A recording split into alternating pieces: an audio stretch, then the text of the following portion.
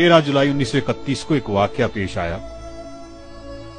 एक ऐसा वाकया जो अगर यूरोप और अमेरिका में पेश आया होता तो नहीं, ठहरिए, पहले वाकया सुनिए। 13 जुलाई 1931 को बहुत बड़ी तादाद में कश्मीरी श्रीनगर सेंट्रल जेल के सामने जमा हुए। वो नौजवान अब्दुल कदीर के साथ इज़हार यकजहती के लिए जमा हुए थे, जिन पर डोगरा राज ने बगावत का इल्जाम आयद किया था। इस दौरान नमाज का वक्त हुआ। इज्तिमा में से एक कश्मीरी उठा और अजान देने लगा।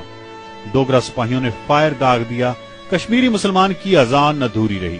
एक और कश्मीरी उठा और जहां से पहले कश्मीरी ने शहादत की वजह से सिलसिला तोड़ा था, उसने वहीं से जोड़ा, उसको भी शहीद कर दिया गया। अजान को मुकम्मल करने एक और कश्मीरी उठा, हत्ता के 22 कश्मीरियों ने अजान मुकम्मल की और शहादत का रुतबा पाया। दुनिया इस्लाम की तारीख की ये वो वाहिद अजान है जिसको 22 शहादतों का फख्र नसीब हुआ। 22 शहीदों का खून बहा और अजान मुकम्मल हुई।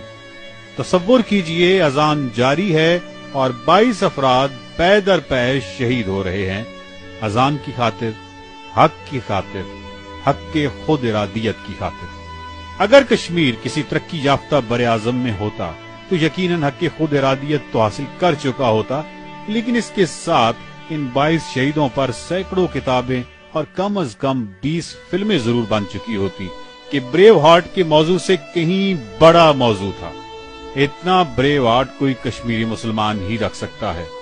दुनिया में जबर और मज़ाहमत के खूंरेज वाकयात में ये 22 शहीद और एक अजान सरे फहरिस्त रहेंगे।